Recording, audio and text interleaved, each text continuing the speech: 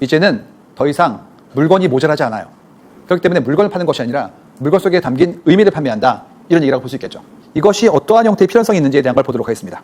자, 이거는 어떤 거냐면 예전의 방식의 우리가 함께 사는 삶 속에서 젊은 청춘들의 생활의 어떤 스타일이었어요. 그래서 응답하라 같은 거 보시면 보통 하숙방 같은 것들 나오죠. 그래서 대학가 앞에 원격지에서 온 분들이 방을 빌려가지고 친구들과 나눠 쓰기도 하고, 그 다음에 공용 공간이라는 부분들 있죠. 뭐 욕실이라든지 식당 같은 경우에는 함께 생활하는 것, 이런 것들이었잖아요. 이 친구를 측간 어떻게 나옵니까? 1인 식구들도 전부 다 굉장히 예쁜 곳에서 자신만의 공간을 가지고 싶어 하는 걸로 분화되기 시작했죠. 그만큼 우리 삶이 좀 더 높아지고 있는 것에 대한 반증이라고 볼 수가 있어요. 그러다 보니까 예전 같았으면 단독주택이에요. 지금은 건축가가 누구세요? 예전 같았으면 아파트예요. 지금은 주변에 공원 있나요? 한강 보이나요? 제일 센 거 있죠. 밥 줘요. 이런 식으로 올라갑니다. 무슨 얘기냐면 날이 갈수록 더 좋은 걸 원하기 시작하는 거예요. 예전에는 그냥 나 혼자 이렇게 좋은 집 지으면 되는 거 아니에요? 이제는 아니 그래도 건축가 선생님이 삶에 대한 이해가 더 높으시니까 당신의 욕망과 그의 신비성을 합쳐가지고 더 좋은 걸 줄 수 있는데요? 이렇게 움직인 거고요. 예전에는 공동생활하니까 뭐 밀집도 있고 함께 할 수 있으면 되는 거 아니에요? 지금 그게 아니라 산책 가능한가요? 서비스 레지던스 어때요? 이런 식으로 올라가는 겁니다. 왜 그런 거냐? 이유가 있어요. 자, 이게 자동차 커뮤니티 나온 글이었는데 어떤 거냐면 보태보태병이라고 내 생각이 올라가는 겁니다. 이런 식이에요. 님들 신입사원인데요. 경차 살려고요. 어떻게 생각하세요? 그랬더니 댓글이 아니 무슨 경차야. 경차는 위험해. 목숨도 위험하기 때문에 준중형 사야지. 그러면 준중형 살까요? 준중형에다가 옵션 넣으면 중형이야. 중형 사야지. 중형 살까요? 중형에다가 조금만 더 못하면 그러면 대형인데 그걸 사야지. 어떻게 끝나냐면 벤틀리 플라잉 스퍼의 고스트의 팬텀으로 끝납니다. 처음에는 출발이 모닝이었는데 팬텀으로 끝나요. 이게 인간의 사고입니다. 무슨 얘기냐면 계속 좋은 걸 원해요. 실제로 자동차의 프라이스가 어떻게 되냐면 로우 트림의 하이엔드 모델이 상위 트림의 로우엔드보다 높아요. 언제나. 걸어버립니다. 그래서 이걸 컨시더 하다가 업세일을 시켜버려요. 이렇게 움직입니다. 그래서 이렇게 되면 어떻게 되는 일이 벌어지냐. 자연스럽게 그 윗걸 요구하게 되죠. 여러분이 3억이 있으면 5억짜리 집을 보고 계세요. 5억을 주잖아요. 그러면 8억짜리 집이 보입니다. 인간이 그러해요. 그렇기 때문에 문명이 발전하고 있는 겁니다. 욕심이 커지게 돼 있어요. 살 때는 3억만 있으면 얼마나 좋을까? 그러던 분들이 그 돈을 갖자마자 방이 하나 더 있는 집을 보는 것이 우리 인간의 욕망이라는 걸 이해하셔야 됩니다. 그럼 이제 방법은 두 가지죠. 첫 번째가 뭐냐면 알았으니까 꿈을 크게 하자. 위험하고요. 그것보다도 그렇게 알게 되는 순간부터 어떻게 절제할 것인가에 대한 부분들을 연습하시는 거예요. 내 마음을 써놓으시기 바랍니다. 이 비슷한 것들이 끝도 없이 많이 나오니까 결론은 뭐죠? 우리 생각은 커져요. 그럼 어떤 일이 생기냐? 마치 진화론처럼 우리가 하고 있는 생각이 더 확장되어지고 그를 기반으로 우리가 생각하는 고유성도 진화하게 됩니다. 이런 식이에요. 나는 말이지 발이 시려운데 양말 없나? 양말 줄게요. 그러면 어떻게 됩니까? 옆에 있는 새로운 사람이 옵니다. 양말 나는 면이야. 옆에 있는 분은 나는 면인데 면 중에서 100%. 옆에 있는 분은 나는 100%인데 그걸 가지고 할 때 오르게닉 코튼. 옆에 있는 분은 나 오르게닉 코튼 받고 거기에 페어 트레이드. 옆에 있는 분은 디자인 예쁜 오르게닉 페어 트레이드 100%. 야, 나는 100년 된 양말이야. 마지막 친구가 이깁니다. 이건 안 끝나요. 그러니까 고유성도 끝까지 가는 거예요. 더 하드코어한 고유성이 이깁니다. 그렇기 때문에 이걸 하기 위한 노력은 끝도 없다라는 것들을 이제 우리 이해하게 되는 것이죠. 그래서 어떤 브랜드는 잘 되다가 안 되다가 잘 되다가 안 되다가 계속 반복합니다. 이 모든 것들의 변화는 결국 쟁투다라는 것을 이해하게 되는 것이고, 그러다 보니까 자연스럽게 우리는 더 깊어진 욕구에 대한 것들을 이해하기 시작하죠. 왼쪽은 뭡니까? 그런 거죠. 뭐 설거지 하다가 마시는 거예요. 이유는 힘드니까요. 이렇게 설명합니다. 당 떨어졌어. 그래서 스틱 커피를 마시죠. 믹스 커피를. 그때의 태도는 어떤 거냐면 모내기 할 때 먹는 막걸리 같은 겁니다. 그래서 그때는 내가 몸에 안 좋은 거 아는데 어른들의 불량식품 힘드니까 마시고 이래야지였어요. 그러다가 뭐가 나오냐면 커피 한 잔이면 1시간 동안 좋은 곳에 있을 수 있어. 사람들도 평화롭고 책도 볼 수 있고 쾌적하고 이런 식이었죠. 지금 뭐가 나오고 있냐 하면 에스프레소 바 어때? 이런 게 나오기 시작했어요. 그래가지고 이런 식입니다. 이렇게 쭉 줄을 서셔가지고 들어가셔가지고 에스프레소 한 잔 뭐 2,000원, 3,000원 정도에 한두 잔 마시고 사진 찍고 나오는 거예요. 차이가 뭐냐면 왼쪽은 노동을 파는 거고요. 가운데는 공간을 파는 거고요. 오른쪽은 경험을 파는 거예요. 이유는 이분이 에스프레소 마시고 또 전시회 가실 거니까요. 변화하고 있어요. 그렇기 때문에 이렇게 변화한 욕구는 더 높아진 형태로 흐르게 마련이고, 그렇다면 이렇게 높아진 욕구를 어떻게 내가 응대하고 준비할 것인가에 대한 것들을 고민해보는 것이 우리가 서비스 프로바이더로서 해야 될 일이라고 볼 수가 있겠죠. 다시 말해서 상향 평준화되고 있는 거예요. 삶이 더 나아지고 있어요. 그렇기 때문에 나아진 삶을 내가 이해해야 돼요. 그래야지만 생존이 가능합니다. 안주할 수 없어요. 계속 이해하고 나아지는 거예요. 이런 부분들을 어떻게 노력할지에 대한 것들이 우리의 도움이 되겠죠. 왜 그랬을까요? 이거는 이제 나아진 삶에 대한 부분으로 볼 수도 있지만 하나 더 있습니다. 내 삶이 여유가 생긴 거예요. 여유는 경제 여유 이외에도 뭐가 필요하냐면 시간적 여유가 요구됩니다. 제가 좋아하는 그런 강연 중에서 한스 로슬린 박사의 세탁기 강연이 있어요. 그분이 굉장히 유명한 분이죠. 그 겟마인드라는 회사를 차려가지고 전 세계 그런 사람들의 기준, 보건, 환경에 대한 변화를 데이터로 분석하신 분이에요. 쓰셨던 책 중에서 유작이 Factfulness 그 책입니다. 그래서 그분이 그 어렸을 때의 추억을 그 테드에서 했던 강연이 있는데 이런 식이에요. 어렸을 때 우리 집에 세탁기가 들어왔어요. 세탁기가 들어왔을 때 할머니가 의자를 갖고 와서 그 앞에 앉으셨대요. 그래가지고 돌아간 통을 보면서 이렇게 얘기했대요. 아유, 드디어 세탁기가 왔구나. 너무나 편하다. 이유가 할머니는 평생 동안 세탁을 손으로 하신 거예요. 그렇기 때문에 그 도단한 노동을 얘가 덜어주는구나. 너무 행복해. 그때부터 어머니는 한스 롤링 박사를 데리고 도서관에 갔대요. 그래가지고 세탁할 시간 동안에 도서관에 가서 같이 책을 보고 내가 그만큼 지식을 얻을 수 있도록 도와줬으니까 세탁기는 정말 좋은 기계예요. 이게 그 강연입니다. 그래서 이걸 보시면 우리가 노동으로부터 해방될 수 있으면 삶의 자유도가 올라가고 그만큼의 행복감을 추구할 수 있는 것을 알게 되죠. 다시 말해서 지금 우리가 하고 있는 삶 속에서 많은 분들이 노동을 줄이고 있는 거예요. 새끼를 차리자. 새끼 지옥, 배민이요. HMR이요.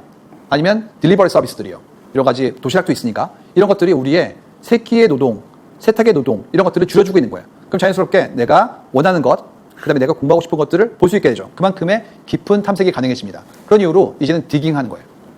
내 본진에 들어가서 깊게 연구하고 그를 기반으로 취향을 찾는 작업들이 가능해집니다. 그런 이유로 지금부터는 각자가 전문성을 갖게 되는 거예요. 어떻게 됩니까?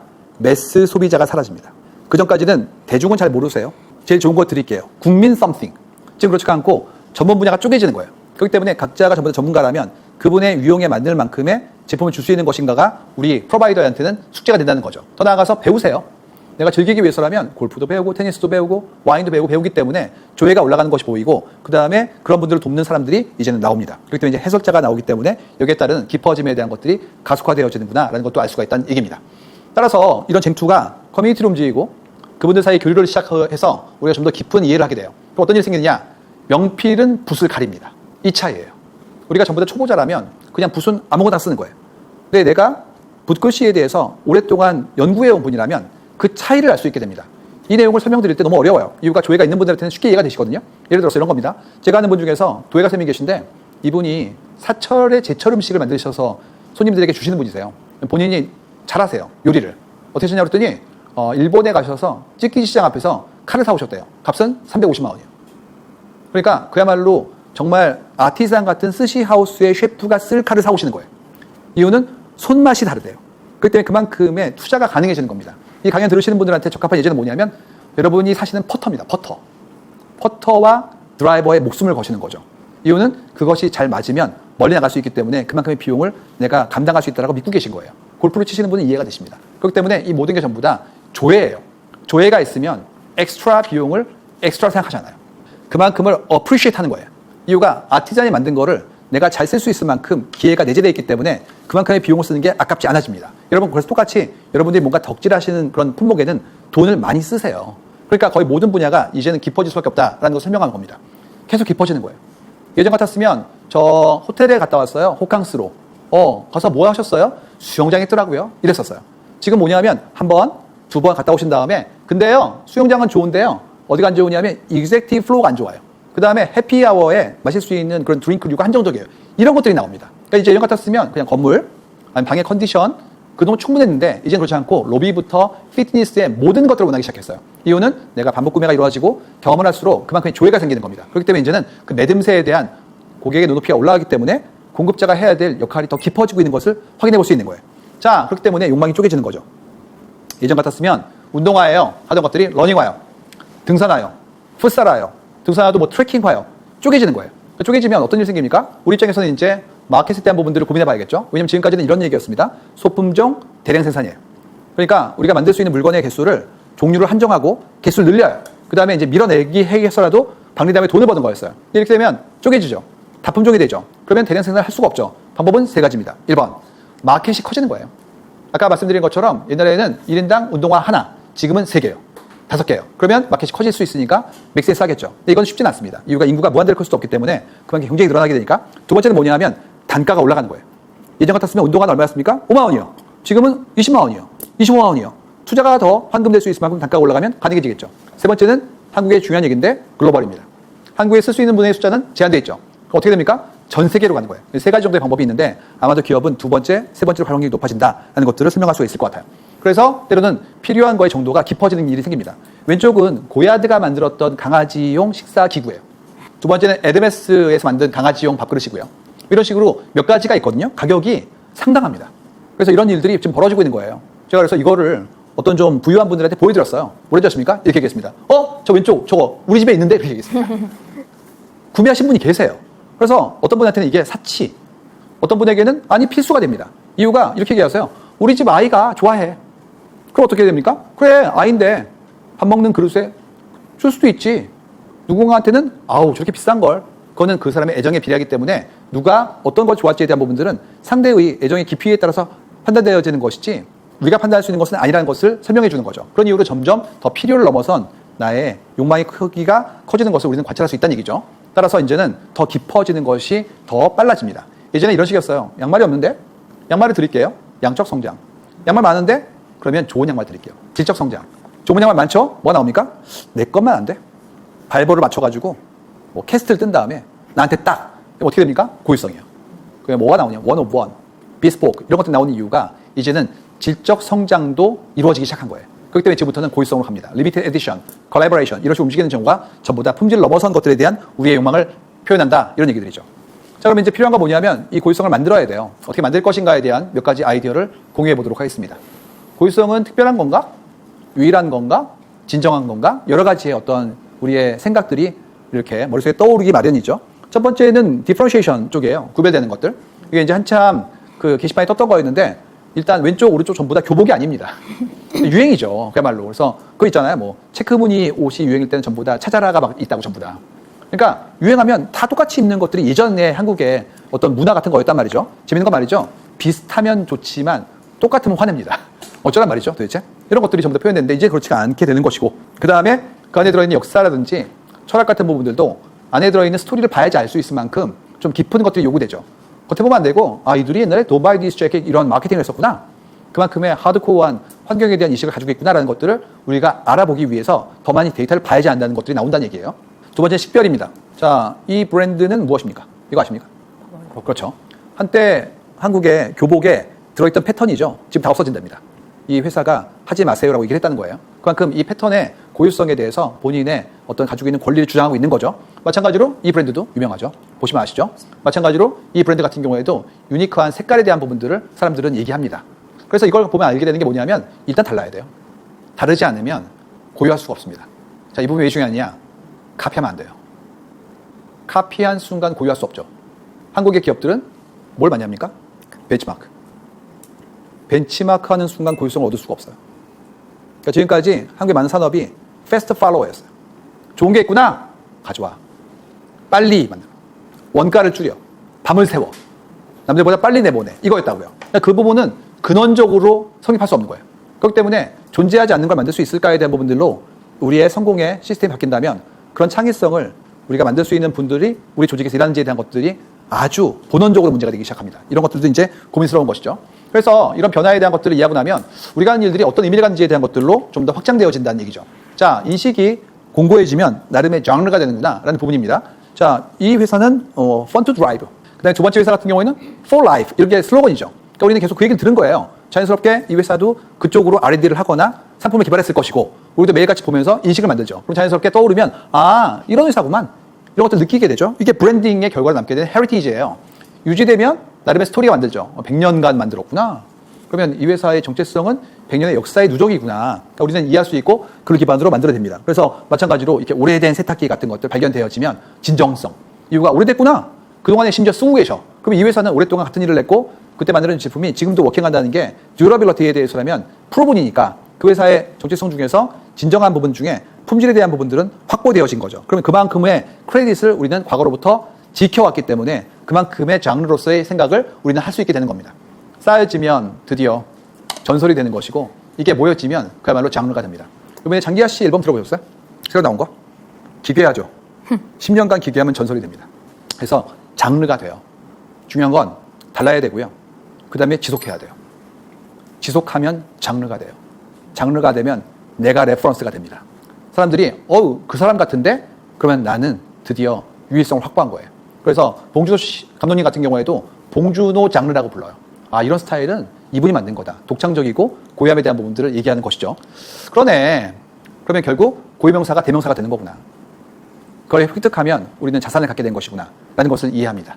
자, 일상을 담고 그를 기반으로 연결시키고 대를 이어서 만들어내면 그런 스토리가 공고해지는 거예요. 그 공고해진 스토리가 길어질 때 우리는 그만큼의 경험과 체험 자체가 브랜드에 대한 인지로 남기 시작하는 거죠. 최근에 일어난 일들인데 경험이 깊어지고 있어요.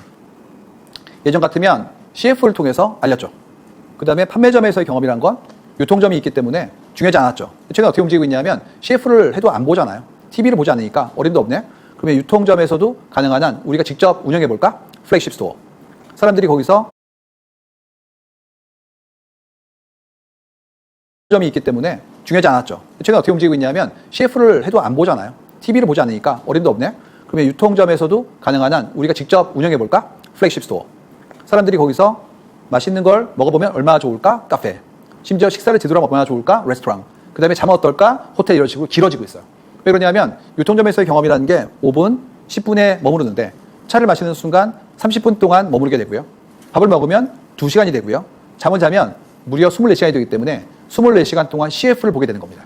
그런 이유로 밀도가 더 조밀한 장기간의 CF를 보면 자연스럽게 이 브랜드에 대한 호감이 올라가지 않을 수가 없어요. 그런 이유로 지금은 경험 디자인이라는 것이 굉장히 중요한 마케팅의 컴포넌트로 올라오기 시작했어요. 왜 그렇습니까? 매스가 끝나가고 있기 때문이에요. 더 이상 알릴 수가 없어요. 사대매체라고 얘기할 수 있는 신문, 잡지, TV, 라디오가 워킹하지 않아요. 오히려 뭐가 되고 있냐면 지금 코엑스 앞에 있는 거대한 LED가 됩니다. 그래서 오히려 OOH가 뜨고 있지 예전에 미디어들이 위용을 갖지 못하는 구조로 미디어 체계가 분화되고 있는 겁니다. 그러니까 어떻게 됩니까? 팬만 오시라는 거예요. 그 다음에 이거를 깊게 느끼시고 어떻게 하시죠? 가시는 게 아니라 찍으시는 거예요. 그래서 알리면 그분의 팔로잉 네트워크를 통해서 퍼져나가기 때문에 막강한 보증선 그분의 메시지가 우리 대신 우리의 진정성을 설명하는 체계로 구체화되기 시작합니다. 그래서 최근에 일어난 일들이 이 깊은 진정성, 깊은 고객 경험으로 더 많이 심화되고 있는 중이에요. 예를 들어서 런던 불가리 같은 경우가 굉장히 잘 나오는 예제인데요. 이런 얘기예요. 버틀러가 부대 시설과 객실을 투어시켜주면서 스토리를 텔링해줘요. 그 다음에 런던 불가리는 카드키 너무 예쁘고요. 흥미로운 게 어메니티도 좋은 거겠죠. 더 나아가서 투숙객한테 명함을 만들어 주신대요. 그래가지고 이분들이 본인의 이름이 적혀있는 명함을 들고 런던 시내를 다니다가 쇼핑해서 물건이 생기면 명함을 드리면 호텔로 갖다 주시는 서비스가 있다는 거예요. 그럼 자연스럽게 내가 런던 불가리의 일원이자 방문자이자 런던 시민인 것 같은 느낌을 가질 수 있으니까 호감이 커지는 것이죠. 그래서 이런 걸 보고 있으면 이런 고객의 경험이라는 것이 얼마나 큰 브랜드의 호감으로 이렇게 바뀌어질 수 있는지에 대한 것들을 충분히 이해할 수가 있습니다. 이게 어려워요. 왜냐하면 여러분 대개 손님 오시면 1시간만 있으면 피곤해지죠. 그를 24시간 동안 환대하는 건 어려운 일이에요.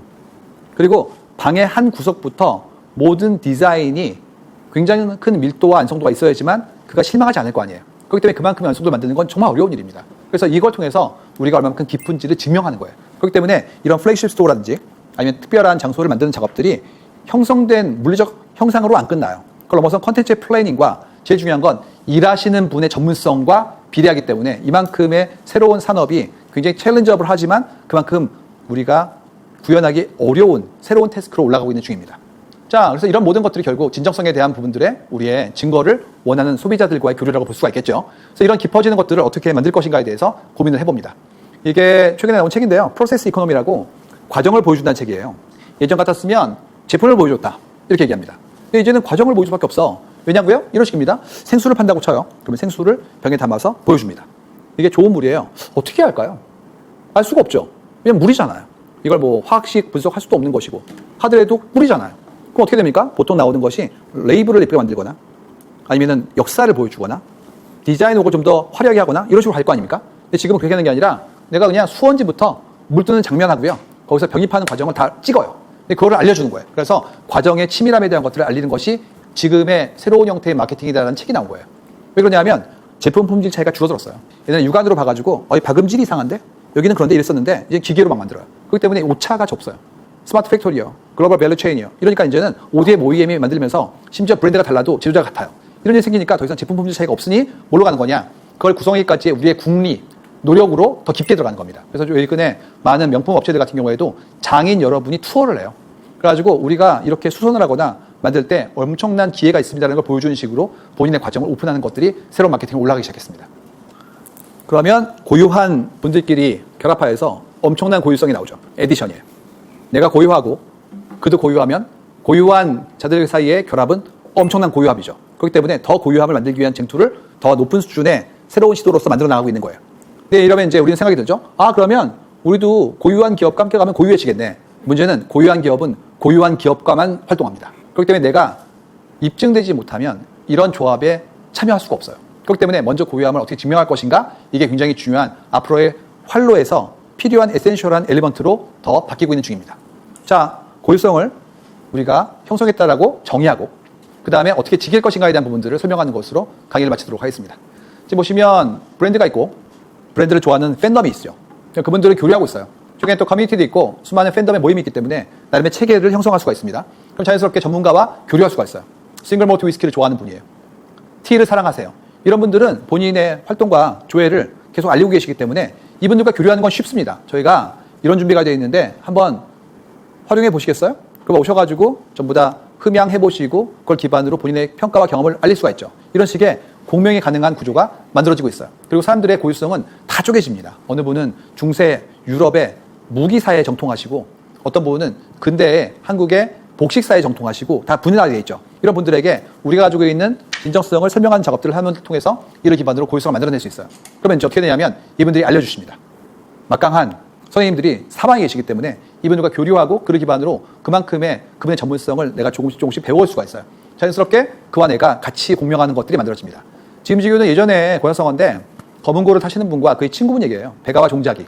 베가는 검은고를 켜는 분, 종자기는 그분의 친구. 근데 베가 선생님께서 검은고를 켜시면 종자기 선생님이 귀신같이 이해하셨대요. 이런 식입니다. 오, 음악 멋져. 포포구나. 어떻게 알았어? 포포네. 네가 지금 포포를 연주한 거 아니야. 찰떡궁합. 그래서 이럴 때의 교류를 지음지교라고 불러요. 서로 알아듣는다. 이 나중에 앞에 있는 오디언스 선생님께서 먼저 돌아가셨대요. 그때 베가 선생이 줄을 끊어버렸답니다. 이유가 들을 사람도 없는데 뭐하러 켜? 이렇게 얘기했답니다. 이거는 팬덤이에요. 그렇기 때문에 브랜드를 만드는 분과 브랜드를 좋아하시는 분이 함께 움직이면 피해가 사라집니다. 그러면 구매 활동이 아니에요. 뭐죠? 동호회예요. 같이 즐기고 있는 거예요. 그 순간부터 팬덤의 공고화가 우리의 영향력으로 확대되기 때문에 그 크기만큼 우리는 산업적 영향력을 확보할 수 있고 더 나아가서 그 다음에 서스테너빌리티를 우리가 추구할 수 있다는 것들을 알게 되는 거죠. 최근에 보시면 이런 팬덤에 대한 장소들이 계속 늘고 있어요. 뭐 바이크를 타시는 분들 아니면 또 러닝 크루 이런 분들이 모여서 함께 이동하고 즐기고 교류하는 작업들이 이루어지는 장소들이 늘어나고 있고요. 그를 기반으로 그 팬덤을 갖추신 분들을 위해서 혹은 그런 분들의 인입을 위해서 브랜드들의 철학을 설명하는 책들도 나오기 시작했습니다. 그러니까 이제는 브랜드가 탄생의 과정부터 지금의 역사까지를 하나의 스토리텔링으로 설명하고 있는 거예요. 이만큼의 스토리가 만들어지면 자연스럽게 그만큼의 팬덤이 만들어지게 되는 것이고 그때의 교류가 결국엔 관계로 형성되기 시작해요. 그러면 지속합니다. 다음 에디션이 나올 때까지. 오히려 먼저 원하세요. 이만큼의 관계를 형성하기까지의 수많은 액티비티가 마케팅이 되는 거예요. 그렇기 때문에 관계를 지속하기 위한 노력을 마케팅으로 한다면 그 행동이라는 건 결국 홀릭한 러버를 만드는 거예요. 그런 걸 좋아하는 분들이 있군요. 그러면 그분들에게 좋아하시는 걸 주면 되겠네요. 단순해요. 좋아하는 걸 드리면 돼요. 그러니까 내가 무엇인가 강권하는 것이 아니라 원하는 걸 드리는 거예요. 그럼 뭘 해야 되겠습니까? 뭘 원하는지를 알아야 돼요. 근데 나도 그걸 좋아한다면 알 필요가 없어요. 이미 느끼고 있는 거예요. 그러니까 어떻게 함께 느낄 것인가에 대한 부분들을 바라보는 것, 이런 것이 바로 연대가 되겠죠. 최근에 트롯 가수에 대한 시니어 팬덤들의 어떤 위세가 커지고 있고 시니어뿐만 아니라 젊은 분들도 좋아지기 시작했죠. 이런 부분들의 교류가 결국에는 큰 형태의 사회적 연결망으로 확대되어지고 우리 삶에 대한 풍요로움, 더 나아가서 그분들의 문화생활에 대한 확장으로서 만들어지고 있으니까 이런 부분들의 팬덤은 이제는 남녀노소를 가리지 않습니다. 이만큼 확장에 대한 것들을 어떻게 만들 수 있을까요? 일종의 신규 종파를 만드는 게 아닐까? 나름의 어떤 리더가 있고 그분이 만든 교리가 추종자를 형성하는 거예요. 그럼 자연스럽게 그들의 교합이라는 것이 새로운 종교처럼 커지기 때문에 홀릭한 그들 사이 교류 자체가 산업의 지침대가 되는 거죠. 그만큼의 지지대를 만들 수 있는 거냐? 지지대를. 그런 것들이 우리의 굉장히 중요한 이슈가 될 수밖에 없다라는 얘기를 전달해 드리고 싶습니다. 자, 그래서 나중에는 구계자에 대한 어떤 제한이 이루어지기 시작해요. 이유가 믿음이 같은 분들한테는 이것이 선물인데 그렇지 않은 분들한테는 이것이 노이즈일 수 있죠. 그렇기 때문에 불필요한 사람들한테 알리는 작업을 억제하는 거예요. 그래가지고 이제는 어떻게 하냐? 안 팔아요. 이게 나오기 시작합니다. 최근에 브랜드 곳을 팔고 있는 그런 기업 같은 경우에 줄을 세우죠. 하루 입장객 수의 숫자를 제한하죠. 이런 식으로 들어오는 분들을 제한하는 거예요. 심지어 중요한 품목 같은 경우에는 미리 구매 이력이 있는 분에게만 선착순의 기회를 드리죠. 이런 식의 일들이 전부 다 어떤 거냐면 팬덤에게만 시그널을 보내고 교류하겠다는 것들을 명시적으로 설명하는 작업도 이루어지고 있는 거예요. 여기에 대한 많은 예제들이 있는데 저희는 나이키의 예제에 굉장히 집중합니다. 왜냐하면 보통 저런 형태의 그런 브랜드 곳은 고가거든요. 그렇기 때문에 접근성이 처음부터 프라이싱으로 제한되기 시작해요. 그래서 뭐 몇만 불 되는 백을 내가 사기 위한 노력을 할 수 있는 사람의 숫자는 제한되죠. 근데 그렇지 않고 나이키 같은 경우에는 뭐 그야말로 사람들이 원하는 품목이 다양하기 때문에 때로는 그렇게 고가가 아닐지라도 그만큼의 사람들의 어떤 접근성에 대한 것들이 제한되지는 경우를 발견하게 된 거예요. 조던 같은 경우가 대표적인 경우인데 드로우를 하죠. 이유는 이게 리셀 마켓에서 몇 배로 팔리기 때문에 판매를 했을 때 받으신 분이 단순히 본인의 심리적 쾌감뿐만 아니라 경제적 이득이 생겨요. 그러니까 어떻게 되냐? 팬덤이 아닌 경우에도 오십니다. 그렇기 때문에 되팔이들이 오는 리셀러 마켓을 경계하는 거예요. 우리가 만들었던 좋은 것이 팬에게 가야 되는데 아니게 되는 경우에는 시장이 혼탁해지는 거죠. 어떻게 했냐면 드로우를 할 때 응모의 방법을 바꿨어요. 이런 식입니다. 응모한 날짜, 드레스 코드, 신발 정보를 넣고 인스타에 사진을 업데이트하고 해시태그랑 태그를 하면 용모가 끝입니다. 다시 말해서 내가 그 물건을 갖고 싶은데 내가 어떤 사람인지를 미리 밝히라는 거예요. 그 다음에 이걸 바라보신 다음에 이 드레스 코드에 맞는 분에게 물건을 주겠다는 겁니다. 그게 무슨 얘기냐면 그만큼의 패션의 코드가 맞지 않으면 안 팔겠다는 얘기예요. 그래서 많은 분들이 이랬었어요. 그러면 사진을 빌려오면 안 되나? 안 됩니다. 이유가 당첨되면 수령할 때 똑같은 옷을 입고 가야 돼요. 정말 그분한테 팔겠다는 거예요. 이 정도가 되면 정말로 완벽한 동호회 활동이에요. 아무나 오지 말라는 겁니다. 여기까지 가면 끝까지 가는 거죠. 그래서 이런 부분들을 만들어내면 자연스럽게 팬덤이 순도가 올라가요. 그 다음에 관계가 유지되기 때문에 그 이후의 관계에 대해서도 상당한 수준의 안정성을 확보합니다. 제가 한 10년 전쯤에 했던 강연이 있었어요. 이런 내용이었습니다. 앞으로 말이에요. 브랜드들이 물건을 안 팔 것 같은데요. 예를 들어서 리바이스예요. 전체 인구 70억 넘는 분들 중에서 근 80억이니까 3억 명한테만 계정을 발행해요. 그래서 3억 명만 오세요. 그 다음에 들어오라는 겁니다. 예를 들어서 23년도 FW에 501이에요. 500만 장 온리. 어떤 일이 벌어집니까? 손 드시겠죠. 그러면 그분들한테는 파는 겁니다. 그럼 보세요. 1번 재고 없어요. 2번 물류 중에서 디스트리뷰션은 필요하지만 그 이외에 유통 빠집니다. 마진은 리셀러도 없고 유통업체도 없으니까 내가 다 가져가죠.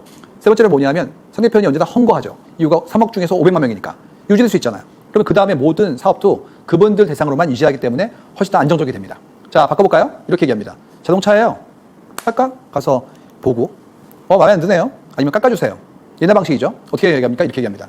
자동차를 만들어 보려고요. 앞으로. 언제? 몰라. 2년 후에?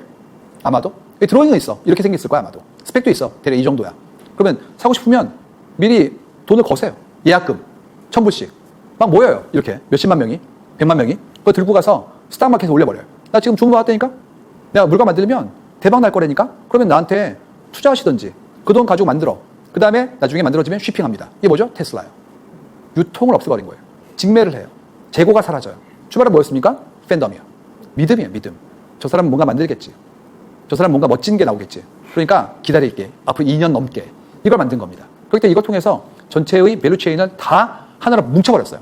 당연히 거기에 따르는 이익과 거기에 따르는 위용은 기업과 소비자에게 똑같이 나눠지겠죠. 그만큼의 팬덤이 만들어지는 것들을 우리는 보게 된 거예요. 그런 이유로 지금의 방법, 우리가 뭔가 만들고 그거를 알리고 비용을 들여서 유통의 과정에서 수많은 형태의 부가시를 나누고 나중에 그것에 대한 사람들의 평가나 평판이 와야 되는 부분들을 피할 수 있는 방법들도 가능해지는 것을 우리가 보게 된 겁니다. 중요한 건 뭡니까? 진정성 있는 팬덤이에요. 그걸 만들 수 있을까? 각자의 역할이 달라질 수 있다라는 것을 설명합니다. 그래서 이제는 대중이 없다는 거예요. 옛날에는 대중 아무나 사세요. 길거리에서 오셔요. 상권만 데 가시면 걸려있어요. 이게 아니라 정말 좋아하세요? 힘들어도 응모하실래요? 이런 식으로 분화되고 있다는 그런 얘기들입니다. 고유성 관계 안에 있기 때문에 그와 나의 관계 속에 형성되는 것이고요. 그렇기 때문에 그 피해가 사라지고 더 깊은 형태의 관계가 남기 시작하는 거예요. 최근에 유튜버나 크리에이터 분들도 뭐가 나오고 있냐면 드디어 저게 나옵니다. 구독, 채널의 가입, 그 다음에 거기다는 프로모션이 아닌 실제로 먼슬리에 대한 서브스크립션 움직이기 시작했어요. 이 중에 페이트론이에요. 그래서 당신의 창작 활동을 내가 응원하고 처음부터 구독해서 매달 돈을 드릴 테니까 좋은 걸 만들어주세요. 이런 식으로 좀 움직이기 시작했습니다. 그렇기 때문에 각자가 브랜드이자 컨텐츠로 갔을 때 그만큼의 나의 고유성을 어떻게 확보할 것인가에 대한 부분들을 고민해 볼 때가 되었다라는 것이 오늘 굉장히 중요한 얘기가 되겠죠. 그래서 좀 장르가 좁아지기 시작했어요. 예전 같았으면 옛날 얘기입니다. 뭐가 나왔습니까? 1위 드라마, 2위 액션, 3위 코미디, 4위 사극. 엄청 이렇게 크죠? 뭉터기가. 근데 지금 어떻습니까? 지금은 실존인물 드라마, B급 호러 영화, 연쇄살인 영화, 블랙 코미디, 실존인물 다큐. 더 나가서 어디까지 가냐면 뭐 70년대 미국을 배경으로 했던 여러 가지 서스펜스 추리물에 고양이 나오는 거 이게 가능합니다. 태깅이 세분화되는 거예요. 그 때문에 예전처럼 이렇게 퉁쳐가지고 드라마 액션 그런 장르가 아니라 이제는 세분화된 하나의 고요한 그런 작은 분류가 독립적인 장르로 만들어질 만큼 데이터가 조밀해지기 시작했어요. 그렇기 때문에 내가 좋아하는 걸 내가 보고 클릭되고 사람들과 연동되어지면서 나에 대한 좀 더 세밀한 응대와 내 취향에 대한 그의 존중이 하나의 서비스나 상품으로 올라가기 시작합니다. 이거 돕는 건 뭡니까? 알고리즘이요. 또 뭐 있죠? 스마트 팩토리요. 그 다음에 퍼스널라이저즈, 더 나아가서 3D 프린터요. 이 모든 게 개인화를 돕고 있어요. 이제 대량 생산과 대량 소비가 저물고 있습니다. 예전에 귀족들이 이렇게 왕과나 귀족들이 신발을 맞춰 신고 옷을 맞춰 입었어요. 비스포크죠. 이제는 누구나 그걸 원하기 시작한 거예요. 비용으로 안 됐는데 이제는 인공의 지능과 자동화된 로봇이 그걸 돕기 시작했어요. 예전에 귀족의 삶을 우리 모두 누릴 수 있게 된 겁니다. 그랬을 때 그만큼의 서비스와 프로덕트를 만들 수 있는 기업은 생존이 가능한 것이고, 예전 방식으로 박리담에 더 나가서 소품종 대량 생산, 이쪽은 어려워지는 거예요. 이만큼 어떻게 할 수 있을까에 대한 것들이 우리의 숙제로 올라오게 될 겁니다. 그래서 모든 게 작아지는 거예요. 예전엔 기본적으로 MOQ, 그 다음에 물량, 재고, SQ 이런 것들이 문제였어요. 지금 그게 아니라 뭘 원하세요? 심지어 이거 원하실 줄 알았어요. 당신이 이거 좋아하거든. 이런 식으로 공명으로 움직일 겁니다. 그럴 때 그만큼 준비하지 못하면 새로운 경쟁에서 힘들어질 것이고, 이건 고유성의 쟁투로서 입증되어질 것이다 라는 것이 오늘의 가장 소중한 이야기입니다. 이 책의 한 챕터를 들고 왔어요. 페이지를. 자, 브랜드는 메시지고, 컨텐츠는 메시지고, 네트워크는 메시지고, 라이프스타일은 메시지입니다. 당신의 모든 게 메시지예요. 내가 쓰고 있는 안경이 저고요. 제가 입고 있는 재킷이 저고요. 제가 하고 있는 브레이슬릿이 저고요. 제가 쓰고 있는 시계가 접니다. 저는 그 하나하나가 저를 표상하는 인자와 도구로서 생긴다는 걸 알고 있기 때문에 이게 고를 때마다 고민을 엄청 합니다. 이해의 철학과 이해가 가지고 있는 신미성이 제 메시지와 부합한지를 봅니다. 그렇기 때문에 그만큼의 사려 깊은 행동과 취향이 저를 이룬다면 그걸 구성하는 모든 것들에 대해서 제가 좀 더 고민하겠죠. 그럼 거꾸로 이걸 만드는 사람은 그만큼의 메시지를 발산해야 돼요. 그냥 쌓여 가벼워가 아니라 그 이상을 원하고 있는 거예요. 어떤 생애를 담아서 이걸 만들었고 그 안에 들어있는 생애의 어떤 부분과 나의 철학이 연결되었을 때 선택할지에 대한 것들을 밝혀야 돼요. 이 모든 메시지들이 전부 다 합쳐져서 그를 이룬다면 컴포넌트로서의 메시지와 독립된 브랜드로서의 메시지가 어떻게 같이 공명되어진지를 바라볼 때부터 그 이상의 우리의 메시지가 더 커질 수 있다는 것들을 이해합니다. 그런 이유로 이 메시지가 전부 다 연결되어진다면 그 메시지의 나달로서의 메시지들의 출발점인 메시지까지도 고민해 봐야 되지 않을까라고 생각합니다. 고유성의 세상에서 고유성을 이루는 메시지의 조합은 엄청난 고유성을 희구하기 때문에 그를 위한 메시지로서의 원천을 고민합니다. 저희는 그래서 메시지 속에 들어있는 각자의 마음을 보기 위해서라도 데이터 속에서 마음을 봅니다. 고맙습니다. 아유, 고생하셨어요. 제가 지금 고민하고 있는 얘기이고요. 그 다음에는 이제 경험으로 갈 거예요. 제가 제 고민은 그 다음에 경험으로 갑니다. 깊은 경험. 그래서 질문을 주시면 제가 아는 범위 내에서 말씀을 좀 드릴게요. 모두 다 고유성을 가지기 원하면서도 오픈런에 집착하는 이유, 무슨 빵, 무슨 가방, 그러니까 다르길 원하면서 또 같은 걸 하고 싶어하는 그 이유에 대해서 말씀해 주신다고 해서 기다리고 있었어요. 고유성의 범주와 크기의 차이예요. 예를 들어서 고유함이 나다라는 게 있고요. 우리가 고유해가 있어요. 그러면 이제 소수의 고유함에 대한 것들이 특권처럼 인식되기도 하죠. 그런 이유로 남들보다 먼저 보고 적게 보고에 대한 부분들에 대해서 고유성을 추정하다 보니 그런 일이 생긴다고 볼 수가 있고요. 또 한 가지는 지금 많은 브랜드 품목을 가지신 업체에서 한정판을 내기 시작했어요. 그렇기 때문에 이제는 안 팔아요. 실제로. 특히 콜라보레이션까지 가기 시작하면 에디션이 정말 몇 개가 안 되거든요. 그래서 뛰어야 됩니다. 그 뛰는 과정 자체가 마케팅이기 때문에 그걸 계속해서 보여드리고 있는 거예요. 네, 또. 네. 깊은 경험을 이제 브랜드들이 하기 위해서 또는 좋은 컨텐츠를 만들기 위해서는 시간과 자본이 필요하다고 하셨잖아요. 그렇지 못한 브랜드들 또는 개인은 어떻게 할 수 있을지 좀 궁금합니다. 개인은 시간축을 길게 갖게 될 거예요. 이유가 짧게 하는 순간부터 사람들이 그 진정성에 대해서 계속해서 의심하거든요. 최근에 그 많은 분들이 책을 내시는데 보통 이렇게 얘기해요. 선생님 어떻게 좋은 책을 고를 수 있어요? 그럼 이렇게 얘기합니다. 그분의 인생을 보세요. 그분의 인생에 그만큼의 치열한 고민과 그만큼의 그 진리를 향한 탐구의 기간이 밀도가 높았으면 그 책은 좋은 책이고요. 그렇지 않고 매년 다른 주제로 책을 내고 있다. 이러면 좀 위험해지는 거죠. 축적의 시간 자체가 요구되기 때문에. 근데 이제 개인은 그렇게 할 수는 있겠지만 그렇지가 않고 기업인 경우에는 그게 좀 어려울 수도 있죠. 그렇기 때문에 기업인 경우에는 어떻게 갈 것 같으냐 하면 고유성의 밀도를 높이는 대상을 한정할 것 같아요. 대상자들에게 다 얘기하는 순간 비용하고 밀도가 나오지가 않아요. 그렇기 때문에 정확히 우리의 품목에 대한 애호가 있는 분들에게 우리의 깊이와 배려에 대한 것들을 밀도 높게 응축해가지고 전달해서 전달자 분들이 그걸 이해한 다음에 확산시키는 모델로 갈 확률이 높습니다. 네. 아마 오랫동안 생존하기 위해서는 당연히 말씀하신 것처럼 브랜드의 고유성이 가져야 된다는 건 동의하고요. 근데 모든 프로덕트가 다 그런 걸 가질 수는 없다고 생각해요. 예전에 커피 수업 했을 때 말씀하셨던 것처럼 스타벅스가 갖고 있는 의미도 있지만 이디야 커피가 갖고 있는 의미가 있듯이 네. 어느 정도 적당한 정도의 브랜드만 갖고 있어서 그냥 이걸 갖다가 대체할 수 있는 포지셔닝을 잡을 수 있다고 하면 그게 100년 이상 갈 수는 없겠지만 그래도 기업 입장에서는 충분히 상품성이 있는 부분이 아닐까 싶거든요. 네, 말씀드릴게요. 너무 좋은 질문이셨어요. 네, 최근에 제가 본 책들이 굉장히 많았어요. 이유가 제가 레코멘데이션 레터를 써야 되기 때문에 많이 보고 좋은 책들은 이렇게 추천해 드렸거든요. 그 중에서 한 책에 이런 내용이 나와요. 어떤 사람들이 돈을 잘 버는지를 한번 분석해 봤대요. 미국에서. 그랬더니 이게 나왔어요. 남들이 좋아하는 거 하지 마. 이게 나왔습니다. 뭐 서점, 음악 감상실, 뭐 이런 것들 있잖아요. 우리가 즐거워하는 것들이죠. 그런 것들은 찾으면 금방 망한대요. 이유가 인입이 무한대예요. 그런 거 있잖아요. 김자기님들 얘기하는 거예요. 뭐 할까? 카페 해. 너 커피 좋아하잖아. 뭐 이런 거. 그러면 인입이 무한되기 때문에 본인이 즐거우니까 막 찾을 거 아니에요. 오래 못 간다는 거예요. 오히려 어떤 게 잘 되냐? 지루한 거잖아요. 지루한 거. 지루한 건 창업의 숫자가 적어요. 두 번째로 뭐가 있냐면 경쟁이 희박하도록 나름의 허들이 있는 거. 거기서 얘기 들어줬던 건 뭐냐면 주류도매업이에요. 주류도매업은 라이센스 개수가 정해져 있대요. 그러니까 인입이 제한되는 거예요. 허들로서. 세 번째가 되게 재밌는 얘기인데 시장 크기가 작은 거라고 했습니다. 왜냐하면 시장 크기가 크면 대기업이 들어온대요. 그래서 정확히 얘기하면 재미없고 그 다음에 까다롭고 돈 안 되는 거. 이게 오래 간다는 거예요. 그래서 똑같습니다. 커피 시장을 얘기로 든다면 이렇게 얘기할 수 있죠. 나는 말이야 커트 커피숍을 하고 싶은데 그래. 그래서 우리는 뭐 매장 5개야. 매출 얼마냐면 뭐 한 매장당 한 10억 해서 뭐 한 50억? 그 정도면 문제 없어요. 근데 프랜차이즈인데 매장 1000개. 그 다음에 매출은 뭐 거의 1,000억. 이러면 경쟁 들어와요. 그렇기 때문에 볼륨을 키우는 순간 경쟁은 피할 수가 없습니다. 그런 이유로 정말 퀄리티하게 하고 싶으면 규모를 줄여야 돼요. 근데 저희는 이제 브랜드랑 같이 일을 하니까 가장 슬픈 게 패셔너블한 프로덕트이거든요. 이런 식이에요. 처음에는 강남에 매장이 탁.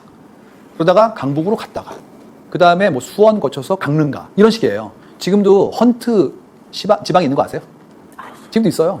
로엠 그런 거. 지금도 예전 브랜드들이 지역 도시에는 있거든요.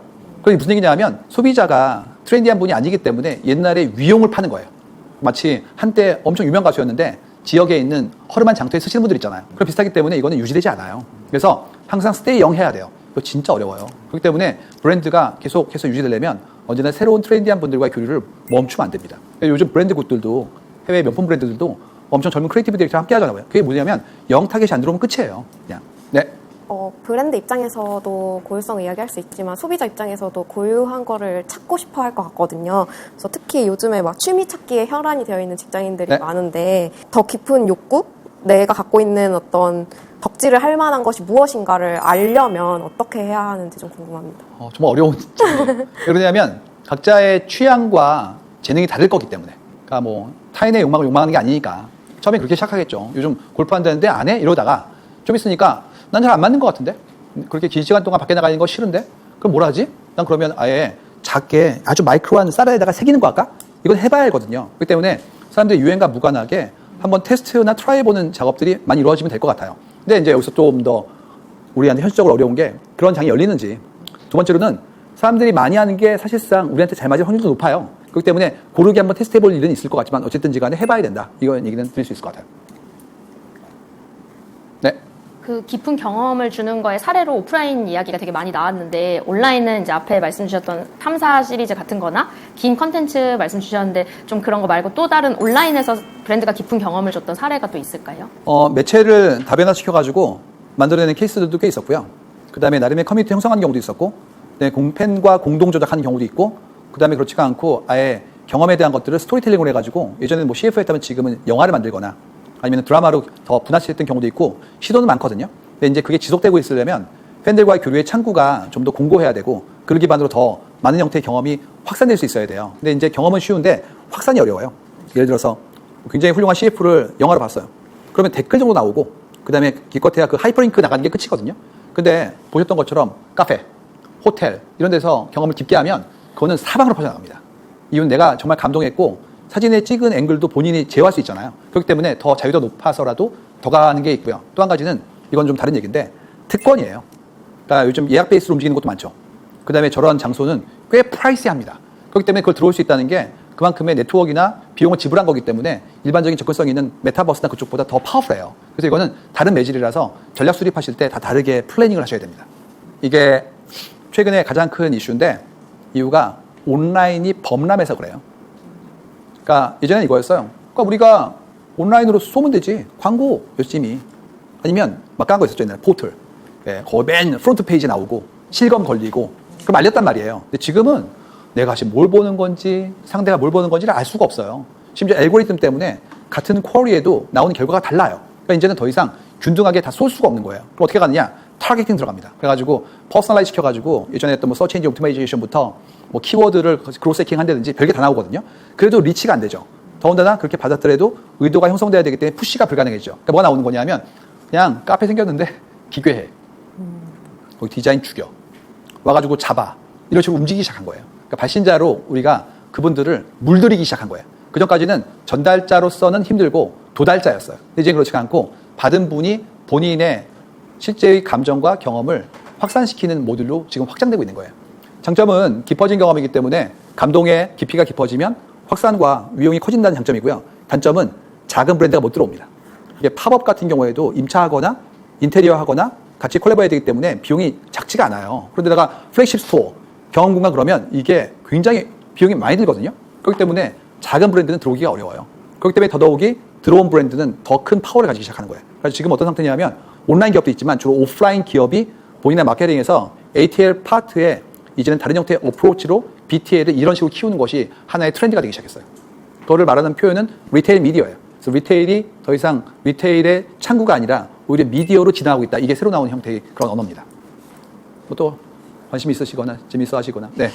아까 앞부분에서 프로세스 이코노미를 말씀하시면서 프로세스를 알려서 오히려 고유성을 갖출 수 있다고 하셨는데 저는 오히려 반대로 데이터 투명성으로 뭔가 그 초반부터 생산해가지고 어떻게 마케팅하는지를 다 알 수 있기 때문에 오히려 고유성을 따지는 것이 아닌가라고 생각이 들었거든요. 그래서 이에 대해 어떻게 생각하는지 궁금해요. 네, 그런 관점도 가능할 것 같아요. 그러니까 알게 되었기 때문에 이제는 거기에 기여도라든지 국리의 깊이에 대한 것도 요구하고 있는 거죠. 지금 되게 난감한 게 어떤 거냐면요. 옛날에 ODM이 상당한 수준의 완성도를 가지기 시작했어요. 옛날에는 화장품은 R&D도 힘들고 원료도 너무 작게 사면 비싸니까 한꺼번에 만들어줘가 주세요. 그 대신 병은 제가 만들어요. 포장지도 제가 만들어요. 제가 나중에 로고도 이랬었거든요. 지금은 거의 가보시면 거의 완성돼 있어요. 이분들이 진화한 거예요. 그러다 보니까 브랜드가 할 일이 별로 없어요. 나중에 그래서 스토리텔링 할 때 너무 어려워요. 이유가 본인이 뭐 재료를 골랐어요라든지 배합비를 이런 얘기를 못해요 이제. 그러니까 뭐가 나오냐면 이런 얘기 나오죠. 삶에 대한 이해, 자연에 대한 우리의 열정 이런 얘기가 막 나옵니다.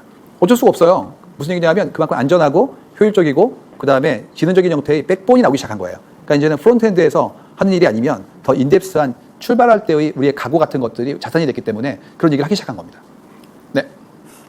그 OTT 얘기하셨는데 컨텐츠 자체가 유동화되면서 이제 어떤 시간의 축이라는 것 자체가 이제 더 이상 의미가 없어지긴 했지만 어떤 컨텐츠는 시간의 축이 굉장히 중요한 게 있다고 생각해요. 뭐 예를 들어 라이브 스트리밍으로 봐야 되는 스포츠 같은 경우는 시간이 지나고 보는 건 사실 의미가 없거든요. 그랬을 때 그런 것들은 지금의 브로드캐스트 방송에서 현재 벌써도 보면은 OTT들한테 중계권이 이렇게 획득이 돼가면서 거기 들어가지 않으면 못 보게 되는 그런 이제 문제가 발생하는데 그런 부분은 어떻게 바뀔까요? 제가 간과한 내용들을 정확히 짚어주신 거예요. 여기다 안 넣었어요. 왜냐면 그거는 완전히 독립적인 하나의 장르예요. 그래서 스포츠, e스포츠, 그 다음에 또 선거 결과 같은 것들, 이런 것들은 결과가 안정해져 있는 것들에 대한 라이브가 너무 소중한 부분이거든요. 이쪽은 아마도 앞으로도 상당한 위용을 가지고 있을 겁니다.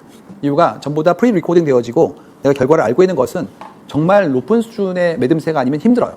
근데 이렇게 날 것으로 움직이며 결과를 알 수 없는 것들은 내가 그냥 들어오더라도 엄청난 형태의 감동과 거기에 따르는 열망을 주잖아요. 그래서 그쪽은 따로 성장할 거예요. 이미 보시면 트위치의 스트리머라든지 이런 형태의 여러 가지 뭐 월드컵이라든지 그런 매질에 대해서라면 예전보다 훨씬 더 팬덤이 강해진 걸 볼 수가 있어요. 또 예전 같았으면 중계권 같은 것들도 굉장히 정해져 있는 기간 동안에 한정되어졌는데 좀 더 넓어지고 있거든요. 그렇기 때문에 그쪽에 대한 산업은 따로 굉장히 잘 될 겁니다.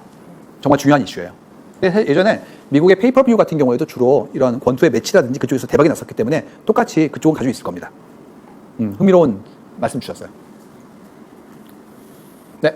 저는 들으면서 부사장님 저번 강연 때도 한번 들었었고 책도 읽고 했는데 되게 엄청 최신의 이야기까지 계속 업데이트 되시는 것 같단 말이에요. 그래서 이거를 산업 전반을 좀 데이터로 보실 텐데 아까 방향성을 세우고 정보를 취득한다고 하셨잖아요. 그래서 부사장님은 어떤 식으로 정보를 취득하시길래 이렇게 다 산업 전반을 좀 지금 이해하고 계신지 궁금합니다. 여기에는 이제 동료들의 힘이 제일 커요. 저희가 특정 주제나 새로운 형태의 사회 트렌드의 변화를 처음에 인지하고 거기에 대한 새로운 형태의 사람들의 반응을 모집하고 수집하고 분류하고 분석할 때 동료들의 아주 센서티브한 감각과 그들의 날카로운 시각이 저한테 도움이 돼요. 첫 번째고요. 두 번째는 산업계의 전문가들과 늘 상의해요. 예를 들어서 이렇게 미디어 쪽에 변화가 생기면 제작사, 유통사, OTT의 분들이 계시거든요. 그러면 뭐 프로듀서도 있고 실제로 컨텐츠를 만드시는 인베스터도 있어요. 그분들과 교류하면서 이런 얘기가 계속 나와요. 쉴 새 없이. 어떻게 되고 있어? 바뀌었는데? 그 다음에 그분들이 저희한테 여쭤보세요. 이건 어떻게 될 것 같아? 저희도 궁리해보고 같이 진화하는 게 있고요. 세 번째로는 정말 중요한 건데 실제로 가봅니다. 지금 뜨는 공간, 저희도 데이터에 보여지고 그다음에 훌륭한 그런 인플루언서라든지 주변에 정말 이쪽에 조회가 깊은 분들의 리코멘데이션이 있어요. 공연, 장소, 그다음에 새로 나온 F&B 거의 다 가보려고 노력해요. 그래서 가서 그분들과 같이 교류하면서 설명을 듣고 도슨트 투어를 하고 거기에 따른 부분들을 이해한 작업들을 하거든요. 세 번째까지 해야지 설명할 수 있어요. 그렇지 않고 피상적인 것들은 실제로 즐긴 분들과 밀도가 너무 차이가 나기 때문에 어려워지고요. 그다음에 오늘 주제 중에 하나인데요. 깊은 경험은 오감이에요. 오감은 내가 이렇게 정해져 있는 사상된 정보만으로는 설명할 수 없어요. 심지어 육감도 있어요. 있잖아요. 기분이 쎄한데 이런 거. 전부 다 우리가 인지를 통해서 생존을 위해서 발전되어진 것이기 때문에 그만큼 현장에서의 감각과 연결됐던 경험의 치에 비례합니다. 그런 이유로 거기까지 해봐야지만 좀 더 나을 수 있거든요. 그래서 그런 부분들을 놓치지 않고 하는 작업들을 하셔야 됩니다. 안 그러면 온라인으로 보면서 그중에서 일부의 유실된 정보만 기반으로 하기 때문에 굉장히 위험해집니다. 가능한 한 좋은 데는 다 가보세요. 특히 최근에 많은 사람들에게 각광받아지는 것들은 뭔가 이유가 있습니다. 그렇기 때문에 그걸 가보시는 걸 추천해드립니다. 이 얘기를 제가 올 초에 1년에 한 번 한 세미나에서 정리를 한 다음에 좀 디벨롭을 더 한 거거든요. 그 다음에 이거를 가지고 일반적인 강의는 하지 않으니까 굉장히 깊은 곳에 가서 드려봤어요. 그러니까 업종에서도 마지막에 있는 분들한테. 그랬더니 느껴지시는 게 그거였어요. 여기까지 왔구나. 그분들은 벌써 세계에서 많은 선진 그 어떤 국가와 기업들이 했던 것들에 대한 경험을 가지고 계신 분들이에요. 그래가지고 파리에서 이들이 했던 이런 얘기 하시거든요. 근데 이제 한국도 이제 왔구나. 무슨 얘기냐면 플레이어가 아니라 소비자가 진화하신 거예요. 예전에 그거였어요. 물건 줘봐. 얼만데? 에이, 이거 뭐 얼마면 되겠네. 지금 뭐냐면 철학이 뭐예요? 그 다음에 아니 어떻게 지금 우리가 서스테이너빌티 얘기하면서 플라스틱을 줘요? 그 다음에 이런 것도 있습니다. 이번에 갈라 디너를 했었다고 했었는데 왔는데 거기에 있는 리플렛에 오탈자가 있네요. 아니면 화장실의 뒤쪽을 보니까 핸드라이팅이 있어요. 뭐 이런 얘기 나오기 시작했어요, 이제. 그래가지고 완결성, 무결성, 거기에 대한 어떤 심미성이라는 것들이 정말 엄청나게 올라가기 시작했거든요. 그래가지고 이제는 섣불리 못 들어가요. 저희가 플래그십 스토어도 많이 가보는데 이미 화제된 것 중에서 어떤 거는 미흡한 부분들, 더 나아가서 좀 자기적인 부분들, 이런 것들이 전부 다 눈에 보이고요. 그 소비자가 서로 간에 인식하고 증거하고 설명하는 방법대로 지금 커지기 시작했어요. 그래서 지금 소비자가 깨어났고 이미 소비자가 다른 소비자들한테 드디어 자신의 지혜와 경험을 알려드리기 시작했습니다. 그렇기 때문에 이 부분을 간과하시면 안 돼요. 그래서 저는 레코멘데이션이 아티스트, 건축가 선생님들 이런 분들과 상의를 하셔야 돼요. 예전 같았으면 그냥 인테리어, 디자인, 예쁘게 이런 얘기였어요. 지금은 어림도 없고 철학이 뭔데? 생애는 어떠한데? 더 나아가서 이상은 뭔데? 이런 식으로 올라가기 시작했습니다. 제가 하는 일들이 그런 플래닝이라든지 그런 걸 심사한다든지 더 나아가서 기획하는 일들까지도 같이 하고 있는 중이에요. 이것이 새로운 마케팅으로 올라갑니다. 그들의 어떤 밀도가 낮아진 것에 부응하려는 시도를 하는 순간 고유하지 않게 되는 것이고요. 그 다음에 고유함을 내가 주장했는데 우리와 쟁투하던 대상자가 더 깊은 고유함으로 가게 되면 우리는 고유함을 잃어버리는 것이고요. 더 나아가서 시대의 고유함이라는 것은 시대 정신과 계속해서 공명해야 되는데 시대 정신에 대한 것들을 우리가 잃기 시작하면 고유함의 빛이 퇴색됩니다. 그런 이유로 계속 깨어 있어야 돼요. 지금 어떻게 변화하고 있고 우리는 누구이고 어떻게 살아야 되는지에 대한 부분들을 깨어있지 않으면 고유함의 쟁투에서 빛을 잃습니다. 그래서 이 부분은 그냥 살아있음이에요. 살아있고 내 존재의 가치를 귀하게 여기는 것, 그러기 위해서 진심을 다하는 것, 이것이 고유함의 가장 중요한 정수로 갈 겁니다. 늦은 시간이 고생하셨고요. 잘 되어서 다음에 또 뵈면 행복하겠습니다. 고맙습니다.